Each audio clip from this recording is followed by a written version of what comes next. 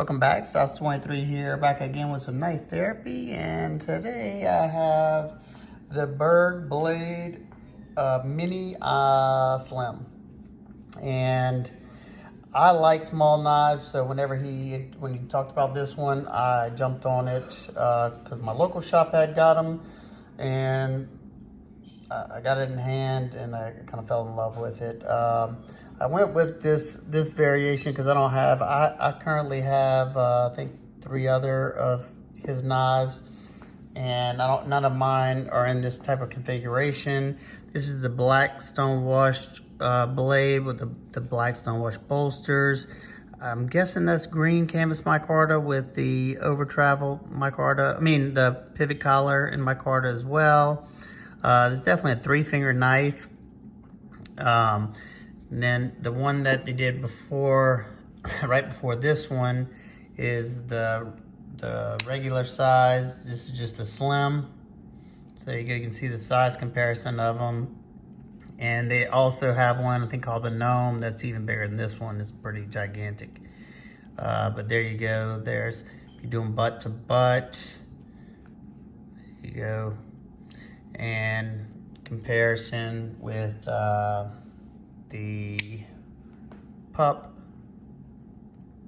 This is the thumb stud pup, and of course I got the flipper pup as well. So as you can see, I thoroughly enjoy Berg's blade. Always looking forward to what he does next. I thoroughly enjoy this one. This one's got a good bit of use, been sharpened a few times, and nice and slicey, and it just looks like a custom. And this one's no exception. They're made by We Knives. I don't know if he was trying to find a manufacturer in the U.S. Just to bring it home. I don't know if he's ever able to do that yet or not. But let's get some specs real quick. This will be a quick video. You have a blade length of about 2.5 inches and a total length of 5 3/4 of an inch. So it's definitely, I have medium-sized hands, definitely a 3-finger knife, but I get a nice grip on here because you got the water scales and then that deep choil right here, and then my 2 fingers fit in there nicely. You don't have a lanyard hole. Even though I'm not a lanyard person, this would probably be the best time for like a lanyard post on a knife, because smaller knives, you can use it, to hold onto the knife. Let's get a thickness behind the edge. He went with flat grind blades. Like on these, they had hollow and flats, and the hollow was a little thinner behind the edge, so that's why I went with the hollow. I think they just thin these out a little bit more. I think that, to my knowledge, they're flat ground now. They look better aesthetically, I find, the flat grind. And well, that's 14,000. So yeah, that ought to be a nice little slicer.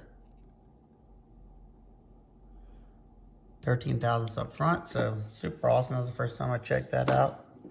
Really nice. Excellent action. You can spotty flick it. You can thumb flick it. You can slow roll it. Excellent detent. I mean, we's always done a great job with their detents, at least in my experience. Now, this is a pricey knife. I think whenever he did a drop on them, I think they were $285. And you got to really like the design, or the maker himself, or both. I know if you're interested in these, if you can't find them anywhere, my local shop has some more of this variation with the black and green. He also has a variation that has the blade with this finish on it, and the bolsters with this finish on it with this same micarta. He also has one with all tie scales with this finish on it, I think, and then I think he has one with all tie with the black coating as well. I'm not sure about the last one, but I know about the other ones. So if you're looking for one, you can't find them anywhere else, definitely call Jim's Firearms in Baton Rouge, Louisiana, and ask for Brian, and he will take care of you. I haven't had this but a few days, so I can't really say much more of like a first impressions, but They just did such a great job. I'm guessing that's considered a bolster lock right there. There's your lockup. And then on the inside, you have Berg's Blades written on the titanium backspacer. I don't think, where's my light? I don't think there's any internal milling, but you know, they're just a cutout. You don't need the internal milling because it's the scales are milled to fit the micarta. Screws have also been blackened, and it looks like, let's see. Looks like that is a T6 right here in the body screws and a T8 for the pivot. Let me just check that out. T8 for the pivot, and yeah, the body screws are T6s. Dripping's pretty aggressive. It's deep. You know, it definitely catches onto your finger. I could see it being uncomfortable, but you shouldn't be pushing that much pressure onto here to where, you know, that's cutting into your fingers with this small of a knife.